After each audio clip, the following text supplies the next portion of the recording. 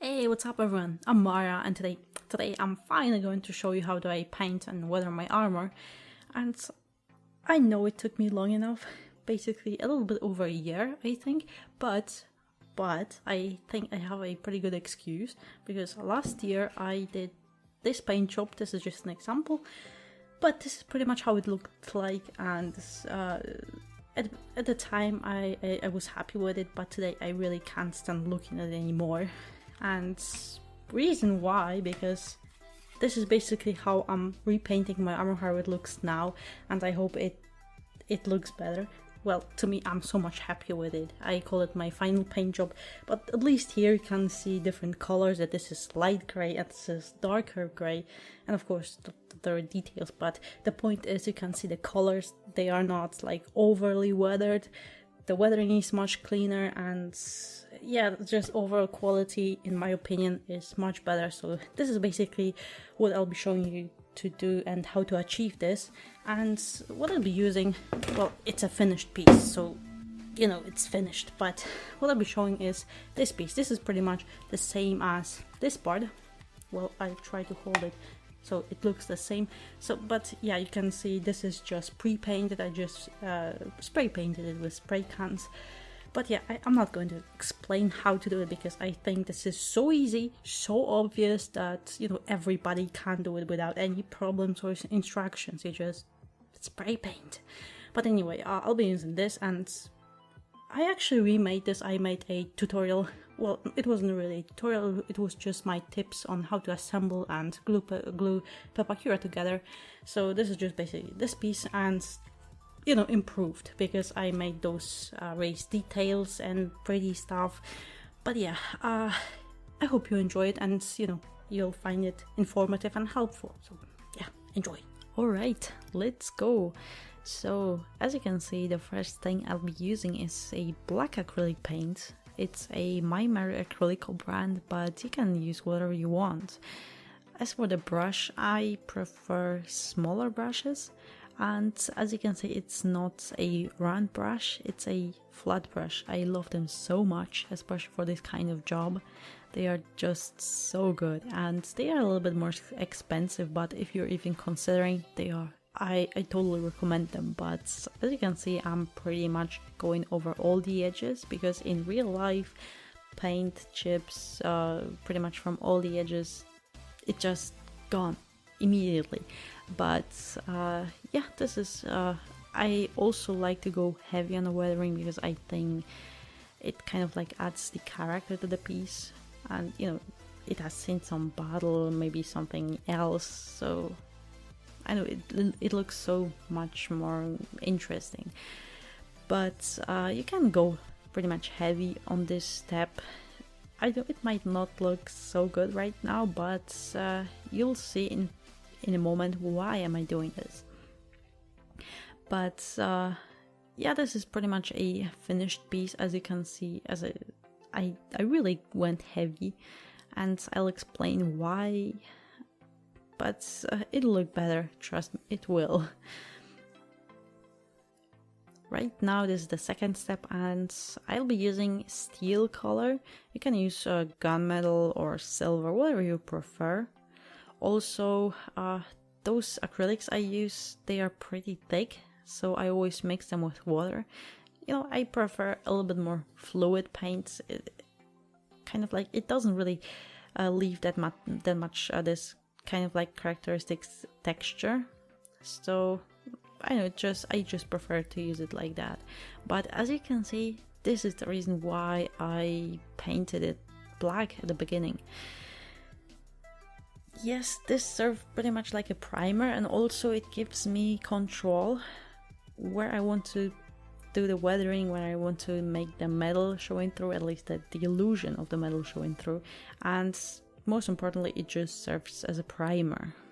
I know why. I mean, I understand why.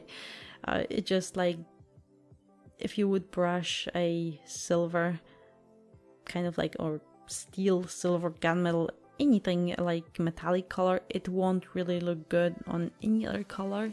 But if you add a black as a primer, it just pop out immediately, like in this case.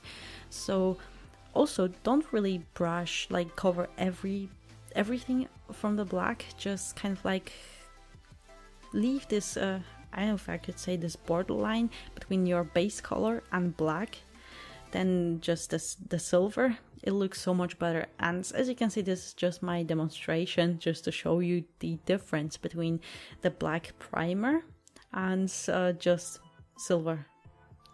I think it's so just I would say it's huge difference. This is one without any primer, and this is with black underneath. And you can see that when the light shines, it's huge difference. Alright, and now we're going to make our piece dirty. And in this step, as you can see, I'm using 3 colors, just green, brown, and kind of like orangey. You can always use more colors, whatever you prefer, but in this case, in my case, I just wanted to make 3 colors, but I mixed them into different color variations. As you can see, I have multiple of them. And also in this first color, I always make it like the thinnest one. Just put so much water as you can, because I'm covering the whole piece with it, and of course I don't want to make my whole piece like different color, because it can change your color a lot, and I just wanted to make very subtle. And I'm kind of like rubbing everything away, but this kind of like a subtle difference is there already. Also, what I wanted to say, different colors, if you're using different base colors, you should always go a little bit different about the weathering and making dirty, because in my case I'm using a very light color.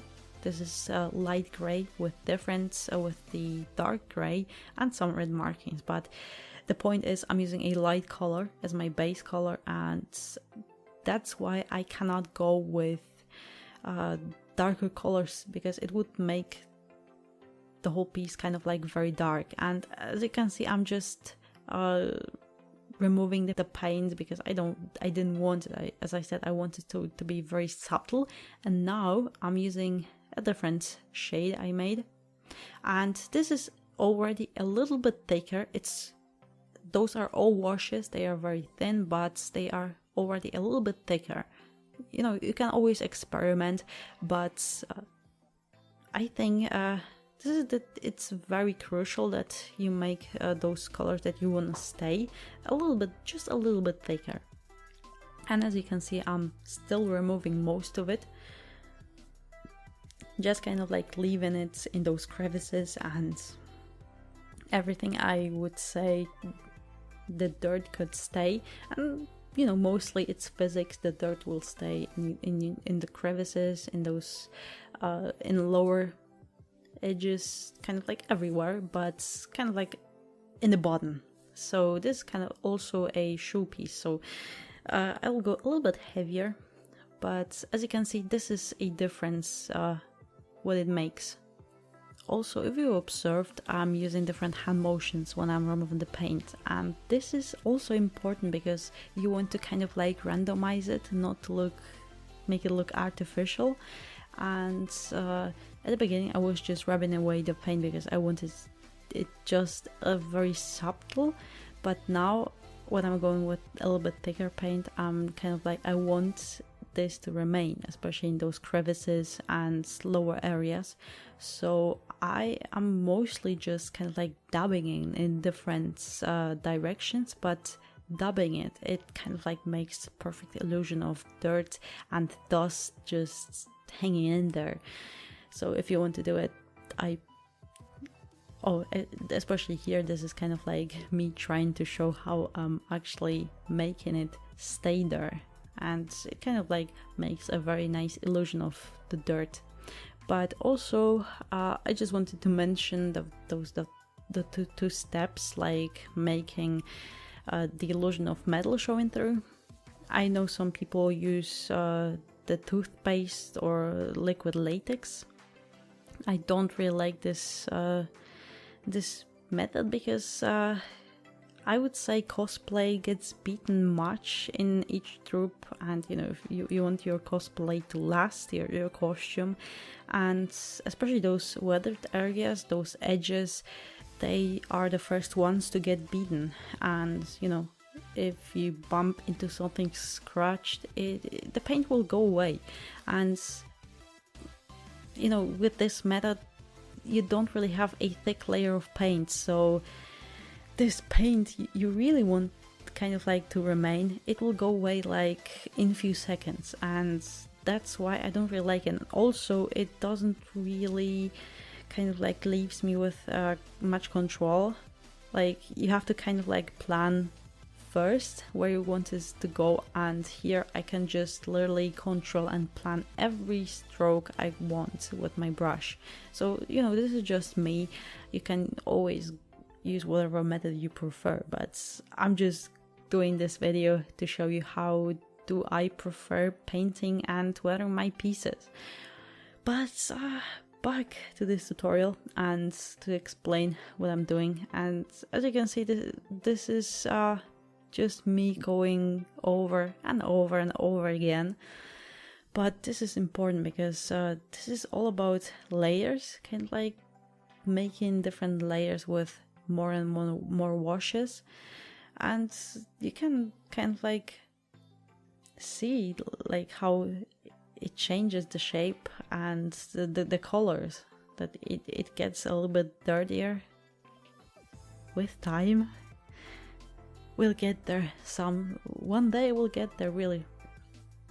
But yeah, I know this kind of me doing this, it takes time.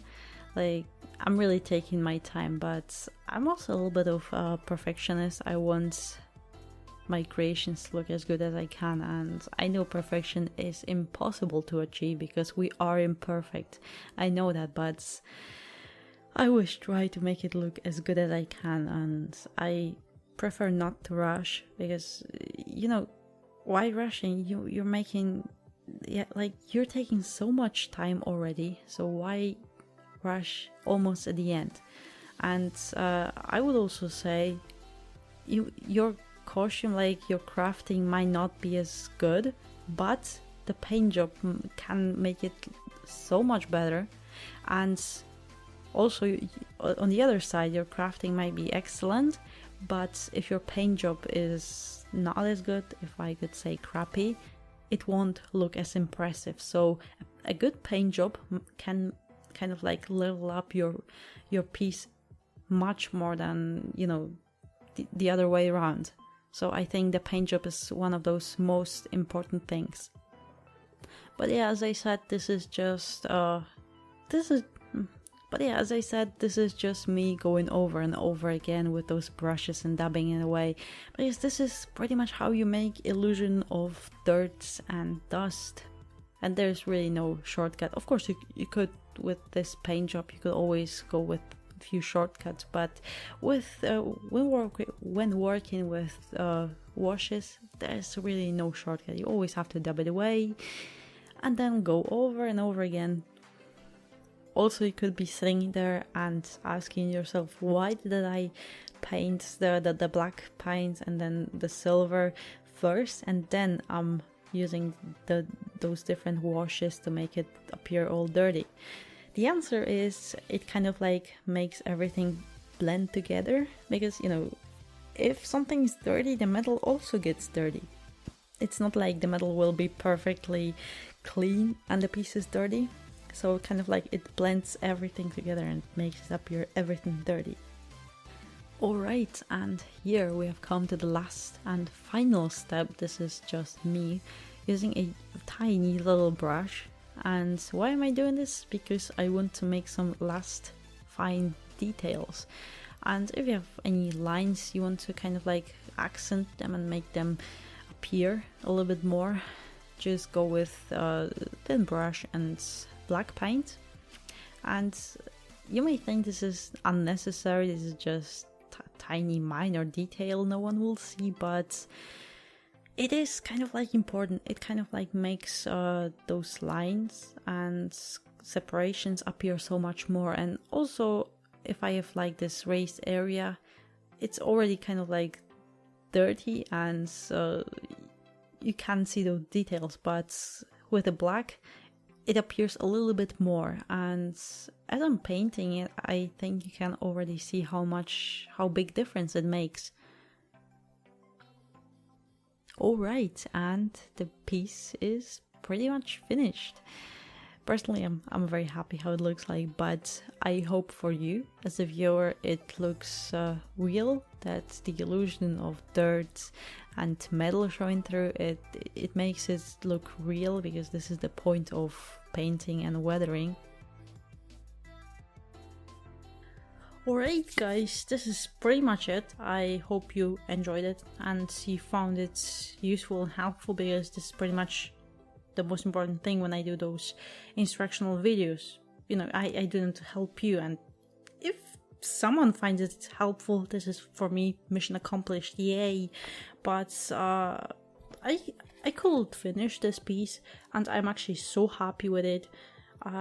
Really, it is completely finished. I am really satisfied how it looks now, and this is actually a good moment to show you that this first paint job I did like this year ago, it's so crappy. I really can't look at it anymore, but if you compare it, there's such huge difference in my opinion. You can see, you know, the different colors. As I said at the beginning of the video, I'm so happy how it looks now, and seriously so much happier.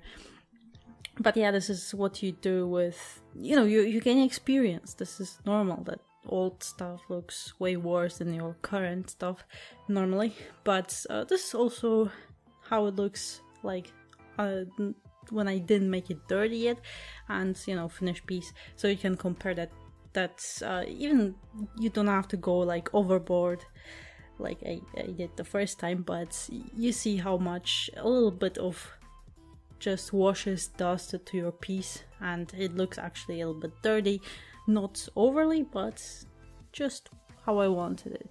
But I also wanted, when I was planning this tutorial, I was thinking I would do the helmet, this thing in the background behind me. But when I was painting, like spray painting the helmet, I was thinking, this thing is so huge. No way I could like paint it and record it. And actually it isn't a big piece, but sometimes in few moments I had some trouble to actually get the view in the camera. But yeah, oh, and I don't really have any more tutorials, kind of like instructional videos planned. Mostly I do those videos because I get more than a few comments of people asking me, and I think the videos are so much better because I can do audio and video both at the same time, instead of just writing stuff and doing photos and trying to explain at the same time what I'm trying to do. But yeah, mostly I just make those videos after I get at least a few comments with asking me the same question, you know, so more people hopefully can get help if they need. But as I said, this is pretty much it. I don't really see anything more I could do at this moment. I might do another tutorial on how to actually harden pieces or Bondo them, but at this time I'm not doing anything with Bondo or resin, anything. But I'm planning, well, I'm kind of like I started, but I'll start this cosplay I think in fall this year, but it'll be Gears of War 4 Kite cosplay. So she has this chest piece, and this will be the only thing I'll have to, you know, actually print, assemble together, and then I can harden and, you know, make it all pretty. So at this time I could make possibly some instructional video, but I'm not sure about it. But yeah, if you have any questions or pretty much anything, your thoughts, questions, really anything you'd like to share, leave it in your comments below. And yeah, I hope you found this video enjoyable, and yeah, I think that's pretty much it, or at least I'm sure I forgot something, but yeah, my memory sucks. But anyway, I hope you enjoyed this video, and if you did, I would really appreciate if you hit a like button and comment. You know, I always love comments, like praise the sun every time. And if you want to see more videos from me, hit subscribe to my channel, and yeah, I will upload more videos in the future. It will be mostly geeky stuff like gaming and such, but I'll make another separate video for it soon. And yeah, see you next time. Bye.